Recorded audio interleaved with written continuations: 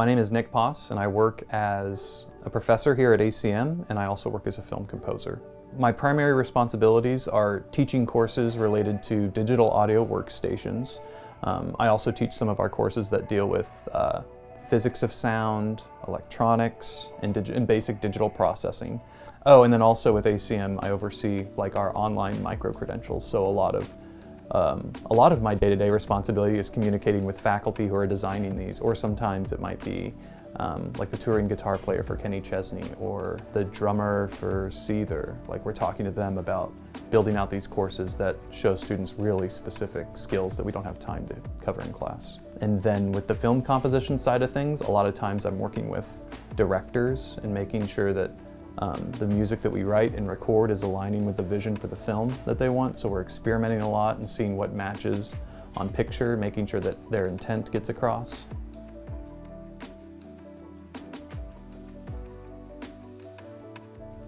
We get a lot of students who work in traditional roles in the studio, but we also get students that go to work for companies that develop guitar pedals, for example. Sometimes they're on the design end of that, sometimes they're on the assembly end of it, sometimes they're on the promotion end of it, and sometimes they go on to work in other instrument design capacities. It's a huge part of the music industry right now. And so music in and of itself, as you become more atomic with the elements of music, you find that math undergirds everything, especially when we're working in the digital realm and figuring out how do we convert sound to digital and into a digital format that we can manipulate. And so a lot of the careers that deal with digital processing or analog to digital conversion will have this type they will have these types of math equations. But yeah, so we have students that they might come here and they might start playing something like a synthesizer. And then as we discuss what synthesizers are and how they work, they become interested in designing synthesizers. And so one thing specifically with polynomials that comes to mind is the Chebyshev polynomial. But those polynomials are used to calculate wavetables and to get other sets of data for particular synthesis techniques.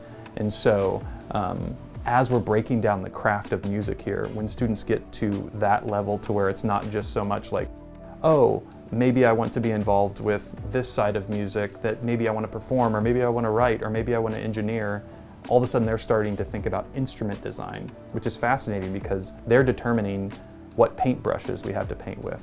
And then once we get to that level, you really have to take into account all these math equations. That's how we realize these ideas, these sounds that we have in our heads, how do we make them reality, and that's how we do it.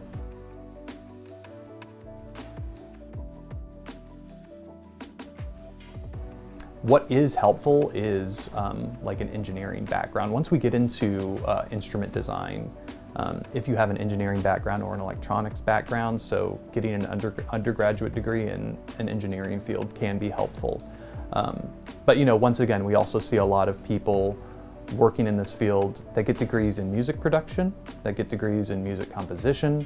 I've heard of people getting degrees in philosophy, and then just kind of learning how to do this. This particular job field, very much so about what can you demonstrate that you've done. So show me what you built, and then that's going to be more important than your degree, I would say.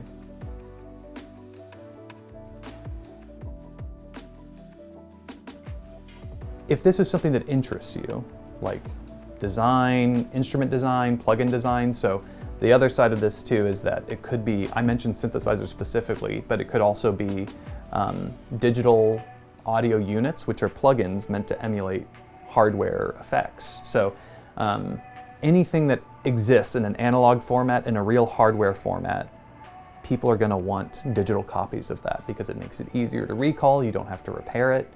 And then to make it better, you just update it instead of having to buy another physical thing. So I would recommend some computer science courses. I would recommend, getting experience with as many different areas of computer science as possible. I would also recommend courses where you're going to build things. So maybe if it is a basic engineering course where you're going to start soldering things.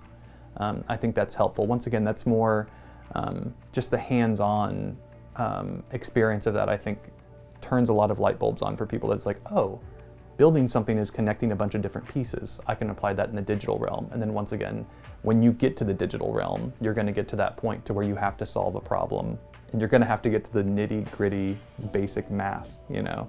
And so it's funny when I teach these classes and encouraging students. One of the classes I teach here is Sonic Fundamentals. And I tell them all, in the beginning of the class, I was like, I know you came to this school to make records, but I'm gonna make you do some math.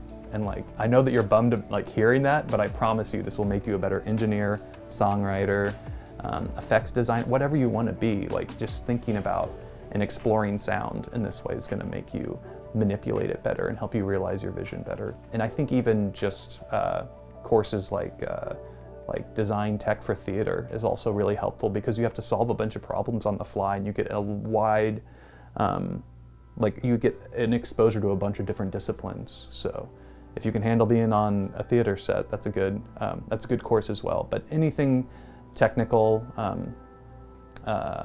those are good courses. But you know, computer science, anything where you build stuff.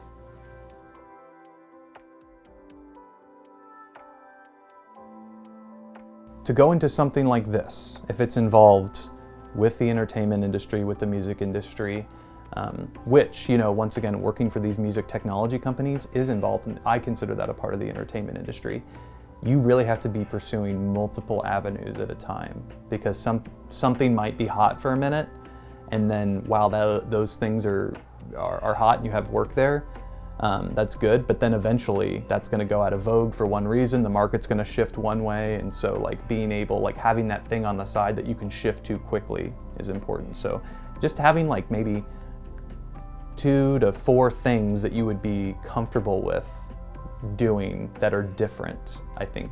And so you could even think about, like, maybe you want to be an instrument designer, or you want to be a podcast engineer, or you want to be a film production sound person, or you want to be you know, a custom preset maker for film composers. That's a big thing right now, is people creating rigs for film composers. But you have those 4 different avenues that all kind of go back to that same head of audio engineering. And you can, like, skills cross over in those disciplines. Another thing that I always recommend students to be aware of as they go into these industries is that relationships are huge. I know that it's like a cliche, but just developing those relationships, going to events where these companies are out and about and discussing their products. So if you're interested in working on the digital end of these effects, we have 3 of the biggest boutique guitar pedal companies here in Oklahoma. So we have, you know, Old Blood Noise, Walrus Audio, and then Keeley. And so there's a lot of times when those companies just put on events and they're demonstrating their products. So go there, ask questions. And even if you've messed around in one of these programs like Max MSP, or other programs they're using, like the Daisy hardware thing. If you're messing around in those programs and you run into a problem, that's a perfect thing to just see if you can like corner somebody with one of those companies and be like, hey, do you all use this? Like, what do you think about this particular problem I'm running into? Have you ever run into this problem before? Or am I totally doing this wrong? And they love to talk about what they do, so they're gonna answer your question. So I think just the 2 things, just to kind of sum it up, is to make sure you have multiple things that you're interested in and that you're maintaining your skill set in. And then also keeping your ear to the ground for events that relate to what part of the industry you want to be involved in. If it's film festivals. If it's music technology, it's the demos, it's the different events like that, the releases, you know, what have you. You just kind of need to figure out, like, where are the people going in person that I want to be connected with.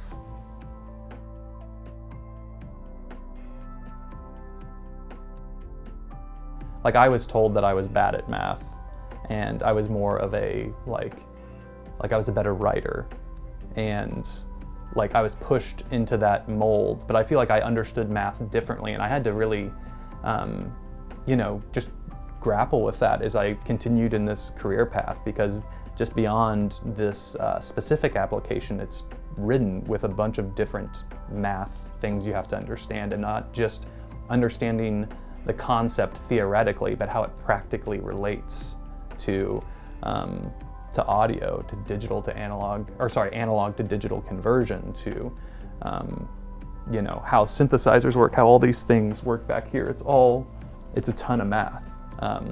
And so I feel like I hope that students don't feel like they've been cornered into an identity where they're not good at math or they feel hopeless in it, because it's just not true. Like, people have to think about it differently. And they might need to spend more time than the person next to them. But if I've learned one thing from the entertainment industry, it's that like hard work always beats natural talent. Hard work is way more important than natural talent. Natural talent might put you a week ahead of somebody, but working at it and developing that, it's totally an option, and we don't have to be just be content with the roles that people give us or with the identities that people give us, as far as like, you're a math person, you're a language arts person, if you're interested in music, you should pursue math heavily. And even if it's difficult for you, that's okay.